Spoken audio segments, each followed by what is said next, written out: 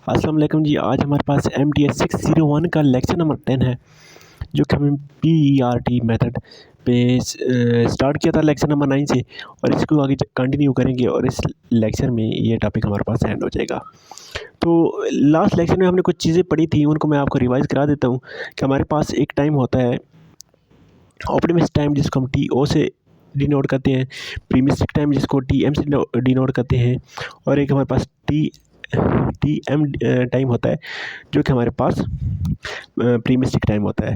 T0 हमारे पास कौन सा टाइम होता है, वो कम से कम जिस टाइम जिससे हम प्रोजेक्ट को कंप्लीट कर सकें।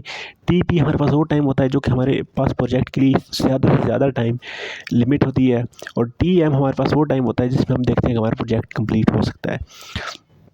तो किसी भी प्रोजेक्ट के लिए एस्टिमेटेड टाइम TE कैलकुलेट करने के लिए हमने ये वाला फार्मूला पढ़ा था, और साथ ही हमने ये वाली एग्जांपल की थी कि अगर हमारे पास ये वाला टाइम हो तो हम इसका TE फाइंड कर सकते हैं। इसके साथ ही हमने इसकी स्टैंडर्ड डेविएशन और वेरिएशन फाइंड की थी। वेरिएशन क्या चीज़ होती है? वेरिएशन आपके पास अगर आपने एक प्रोजेक्ट शुरू किया है तो आप में उसमें कितने दिन का वेरिएंस आ सकता है, यानी कि आप एक कहते हैं कि हमारा ये प्रोजेक्ट 12 दिन में ख़त्म हो सकता है, तो उसमें कितना वेरिएंस आ सकता है? हो सकता है वो प्रोजेक्ट 9 दिन में ख़त्म हो जाए, 10 दिन में ख़त्म हो जाए, 11-12 दिन में ख़त्म हो जाए।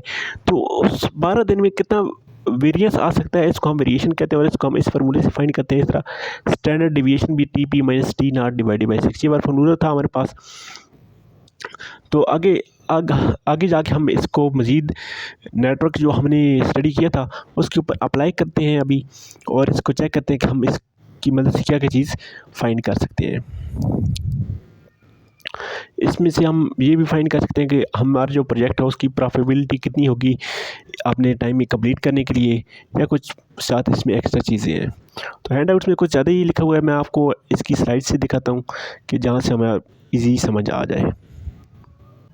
तो सबसे पहले मैं आपको बताता चलूँ कि PERT मेथड हम क्यों यूज़ करते हैं। PERT मेथड हम इन 3 वजह से यूज़ करते हैं कि हो सकता है हमारे पास मटेरियल की सप्लाई टाइम पे ना हो, कंस्ट्रक्शन काम करने वाली जो टीम है वो हो सकता है कॉर्पोरेट ना करे, ट्रांसपोर्टेशन का मसला, ये किस्म के जितनी भी मसाइल होते हैं उनके सोल्यूशन के लिए हम PERT मेथड यूज़ करते हैं, ताकि हमें अपने काम की एग्जैक्ट नौइयत पता चल जाएगी कि हमारा काम कितने टाइम में कंप्लीट हो जाएगा। तो यहाँ एक एग्जांपल दी गई है, इस एग्जांपल की मदद से समझते हैं। हमारे पास ये वाला प्रोजेक्ट है और हमने इसको स्टार्ट करना है 1 से, तो 1 से 2 तक हमें इसकी जो T0 है, T0 हमारे पास है 1, TM हमारे पास 1 है, और TP हमारे पास जो है वो 7 है।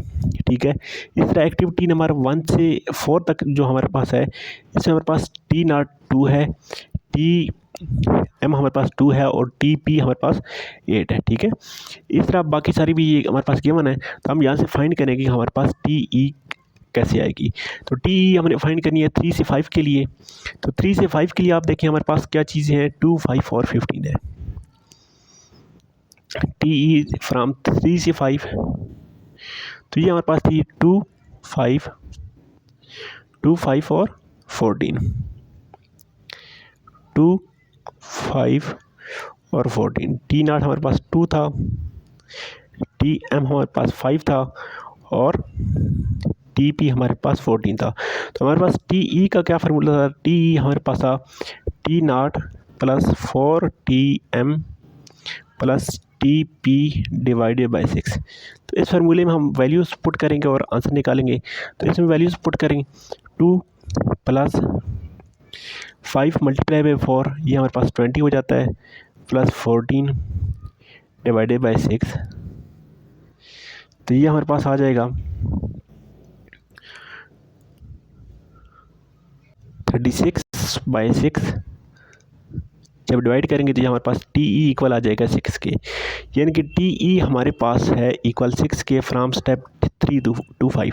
तो सब के लिए हम हर एक वेरिएशन के लिए यहाँ पे हम TE अपना फाइंड कर लेंगे। तो जैसे हमने TE फाइंड किया तो हमारे पास 1 से 2 के लिए TE हमारे पास आ गया 2, 1 से 4 के लिए TE आ गया 3, 1 से 3 तक TE हमारे पास 4 आ गया, 3 से 5 के लिए टी हमारे पास 6 आ गया, 2 से 5 के लिए टी 1 आ गया, 4 से 6 के लिए टी 5 आ गया और 5 से 6 के लिए टी 7 आ गया। तो अब यहाँ से हम क्रिटिकल पाथ फाइंड कर सकते हैं कि वो पाथ जिसमें हमारे पास ज़्यादा से ज़्यादा टाइम इन्वॉल्व होगा। ठीक है, तो यहाँ से हमारे पास क्रिटिकल पाथ कौन सा बनेगा, तो अगर आप यहाँ से नोट करें तो हमारे पास यहाँ से क्रिटिकल पाथ बन रहा है ये वाला। ठीक है, 4 + 6 + 7, तो ये हमारे पास क्रिटिकल पाथ यहाँ से ये बन जाएगा। यहाँ से देखें ये एरो यहाँ पे लगी हुई है।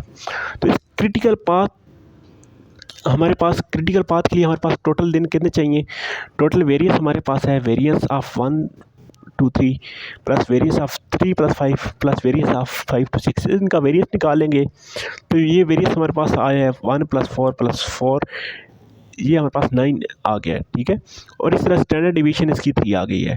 वेरियंस और स्टैंडर्ड डिवीजन की हमने जो 2 फार्मूले देखे थे वो दोनों फार्मूले यूज़ करके हमारे पास ये वैल्यू आ गई है। वो दोनों फार्मूले मैं आपको अगेन रिपीट करा देता हूँ ताकि आपको याद। तो वेरियंस के लिए हमने ये वाला फार्मूला पढ़ा था और स्टैंडर्ड डिवीजन के लिए ये वाला फार्मूला पढ़ा था, और ये दोनों फार्मूले को यूज़ करके हम वहाँ से वेरियंस और स्टैंडर्ड डिवीजन हमने फाइंड कर ली है। तो ये चीज़ हमारे पास आ गई है। नेक्स्ट अब हमारे पास टॉपिक है रिसोर्स रिलीविंग। ठीक है, रिसोर्स लेवलिंग। ठीक है, कि हमारे पास जितने भी रिसोर्स हैं उनकी लेवलिंग कैसे करेंगे, इसी एग्जाम्पल की मदद से एक समझते हैं। हमारे पास है पाथ जो 1 हमने कंप्लीट करना है उसके लिए हमें 4 डेज चाहिए, पाथ बी के लिए हमें 2 डेज चाहिए, पाथ सी के लिए हमें 2 डेज, डी के लिए 4, और इस तरह सारे ये हमारे पास लिखी हुई हैं कि हर एक पाथ को कंप्लीट करने के लिए हमें कितने दिन चाहिए। साथ ये भी लिखा हुआ है कि पाथ ए को कंप्लीट करने के लिए हमें 18 वर्कर्स की ज़रूरत है, बी को ख़त्म करने के लिए 6 वर्कर की ज़रूरत है, सी को ख़त्म करने के लिए 12 वर्कर की ज़रूरत है, डी को ख़त्म करने के लिए 8, और सब को ख़त्म करने के लिए हमारे पास वर्कर्स की तादाद भी गिवन है कि इतने वर्कर्स होंगे और इतने दिनों में ये हमारा प्रोजेक्ट कंप्लीट होगा। तो अब इसमें देखते हैं कि हमें हर वक्त में कितने वर्कर्स ज़रूरत होंगे। तो सबसे पहले अगर देखते हैं हम इसे ए, बी, सी और डी तमाम अगर इकट्ठी स्टार्ट कर देते हैं तो ए के लिए हमें 18 वर्कर ज़रूरत हैं, बी के लिए हमें 6 वर्कर ज़रूरत हैं, सी के लिए हमें 12 वर्कर ज़रूरत हैं और डी के लिए हमें 8 वर्कर ज़रूरत है। तो पहले दिन हमें कितने वर्कर ज़रूरत होंगे, पहले दिन हमारे पास ये वर्कर्स आ जाएंगे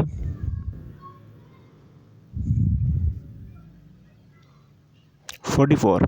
तो 44 हमारे पास आई थिंक पहले दिन हमें वर्कर्स ज़रूरत होंगे, लेकिन लास्ट दिन देखें, लास्ट दिन हमारे पास एच में जस्ट 2 वर्कर्स काम करेंगे।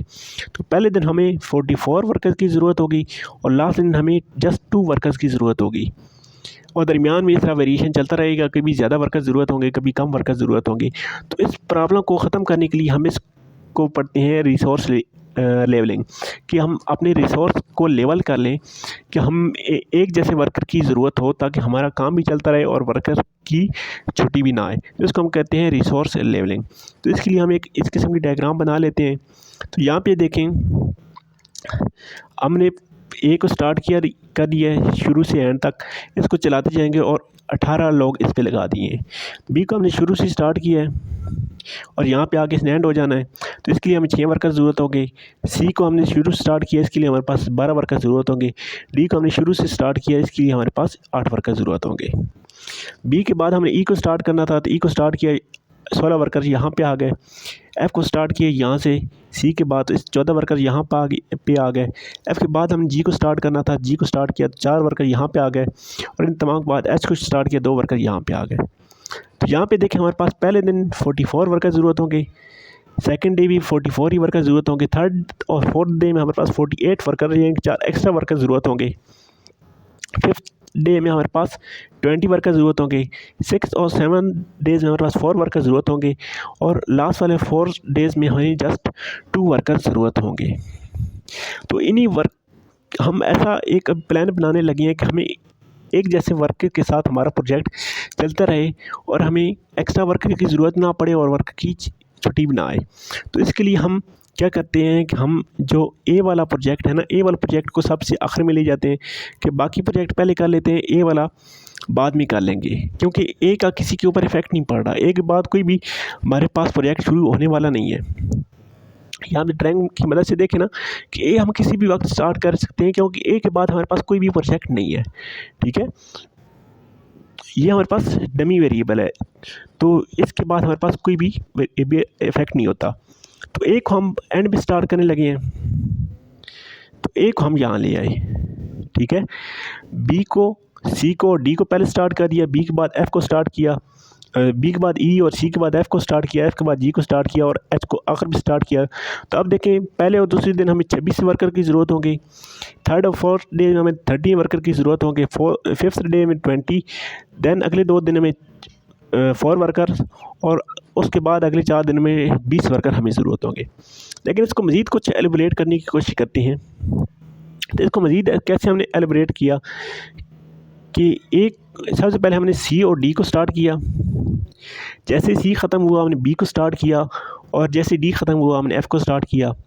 जब ये दोनों ख़त्म हो गए तो हमने ई और एफ़ को स्टार्ट किया। तो जब ये दोनों ख़त्म हो गए तो हमने एंड पे ए और एच को स्टार्ट कर दिया है। तो इस तरह देखिए, अब हमारे पास पहले दिन हमें 20 वर्कर ज़रूरत होंगे सी डी के लिए, दूसरे दिन 20 वर्कर, तीसरे दिन बी और एफ़ के लिए 20-20 वर्कर ज़रूरत होंगे, टोटल 20 वर्कर ज़रूरत होंगे। देन ई और जी के लिए 20 वर्कर ज़रूरत होंगे, लास्ट में भी हमें 20 वर्कर ज़रूरत होंगे। यानी कि टोटल प्रोजेक्ट हमारा जस्ट 20 वर्कर के साथ चलता रहेगा, ना किसी वर्कर की छुट्टी आएगी और ना हमें लॉस होगा। तो इस तरह हम इसको रिसोर्स को लेवलिंग कर लेंगे। तो ये चीज़ हमारे पास रिसोर्स लेवलिंग कहलाती है। तो इस तरह हम रिसोर्स लेवल करके अपना काम चला लेते हैं। लेकिन यहाँ पे हमने एक चीज़ याद रखनी है कि हमारे पास जो यहाँ पे डायग्राम देखें ना, डायग्राम में हमारे पास क्रिटिकल जो पाथ है ना, क्रिटिकल पाथ को हम डिस्टर्ब नहीं कर सकते। क्रिटिकल पाथ हमारे पास यहाँ पे कौन सा था, तो यहाँ से देखिए हमारे पास क्रिटिकल पाथ कौन सा है। क्रिटिकल पाथ हमारे पास ये है 1 से 4, 4 से 6, 6 से 7 और 7 से 8। तो क्रिटिकल पाथ को हम डिस्टर्ब नहीं कर सकते। क्रिटिकल पाथ हमारे पास ऐसे ही कंटिन्यू रहेगा, यानी कि इसको हम शुरू से स्टार्ट करेंगे, इसके लिए हम देर नहीं कर सकते, ठीक है।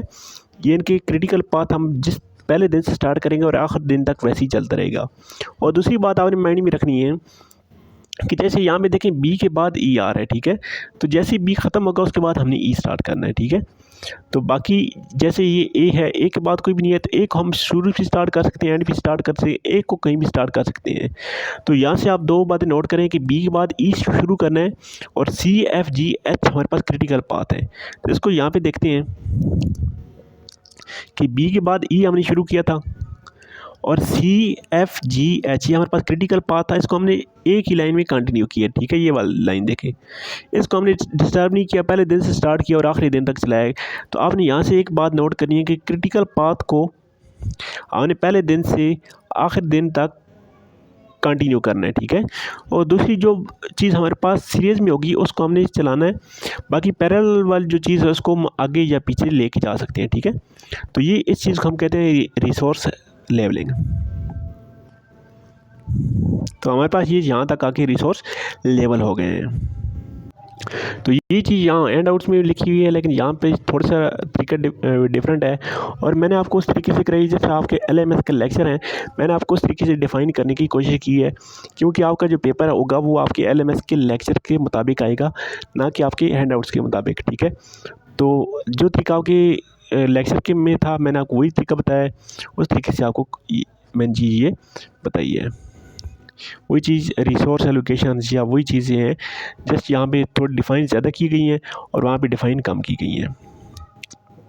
आई होप आपको ये वाला लेक्चर समझ आया होगा।